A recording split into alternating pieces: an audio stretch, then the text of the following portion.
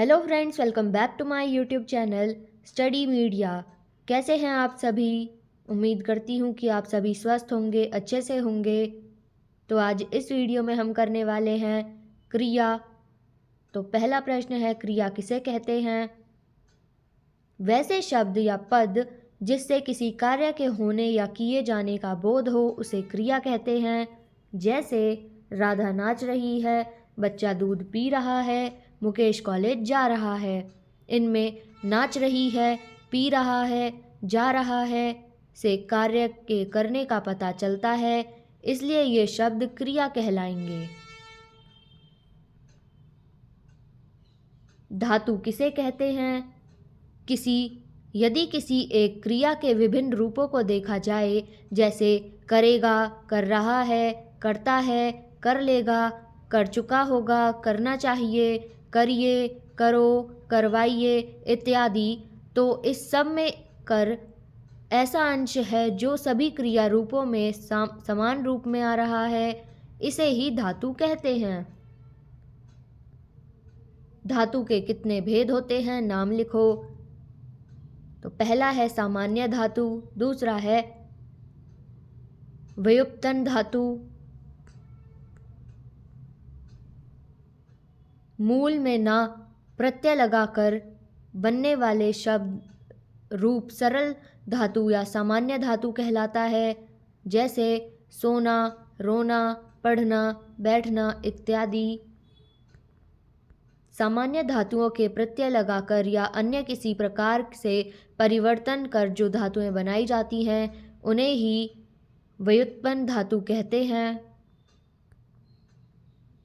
व्युत्पन्न धातु और सामान्य धातु में अंतर। सामान्य धातु, व्युत्पन्न धातु पढ़ना, पढ़ाना, पढ़वाना, काट, काटना, कटवाना, देना, लेना, दिलवाना, करना, कराना, करवाना, सोना, सुलाना, सुलवाना। संज्ञा, विशेषण या क्रिया विशेषण के साथ जब करना, होना, देना जैसे क्रियापद जुड़ जाते हैं तो उसे सम्मिश्र धातु कहा जाता है। कर्म के आधार पर क्रिया के कितने भेद हैं, नाम लिखो। तो इसका उत्तर है अकर्मक क्रिया और सकर्मक क्रिया। अकर्मक क्रिया किसे कहते हैं? जिन क्रियाओं का फल सीधा कर्ता पर ही पड़े वे अकर्मक क्रिया कहलाती है। ऐसी अकर्मक क्रियाओं को कर्म की आवश्यकता नहीं होती। अकर्मक क्रियाओं के उदाहरण गौरव रोता है, सांप रेंगता है, रेलगाड़ी चलती है। सकर्मक क्रिया किसे कहते हैं? जिन क्रियाओं का फल कर्ता को छोड़कर कर्म पर पड़ता है वे सकर्मक क्रिया कहलाती है। इन क्रियाओं में कर्म का होना आवश्यक है, जैसे भंवरा फूलों का रस पीता है, रमेश मिठाई खाता है।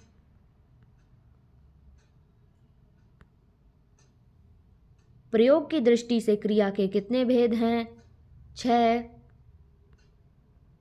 जहाँ केवल एक क्रिया का प्रयोग होता है वह सामान्य क्रिया कहलाती है।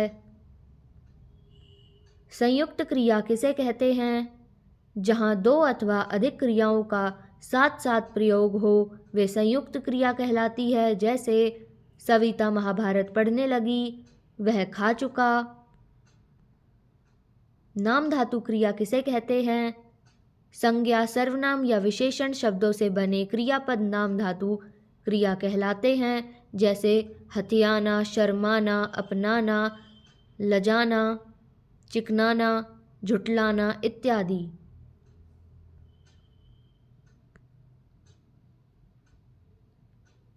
प्रेरणार्थक क्रिया किसे कहते हैं? जिस क्रिया से पता चले कि कर्ता स्वयं कार्य को न करके किसी अन्य को उस कार्य को करने की प्रेरणा देता है वह प्रेरणार्थक क्रिया कहलाती है।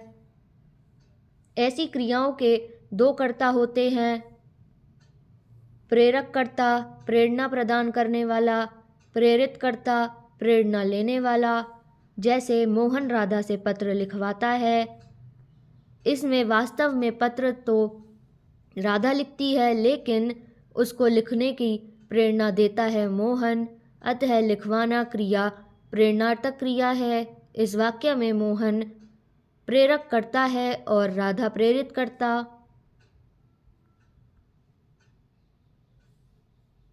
पूर्वकालिक क्रिया, क्रिया किसे कहते हैं? किसी क्रिया से पहले यदि कोई दूसरी क्रिया प्रयुक्त हो तो वह पूर्वकालिक क्रिया कहलाती है। जैसे मैं अभी खाकर उठा हूँ, इसमें उठा हूँ क्रिया से पूर्व खाकर क्रिया का प्रयोग हुआ है, अतः खाकर पूर्वकालिक क्रिया है।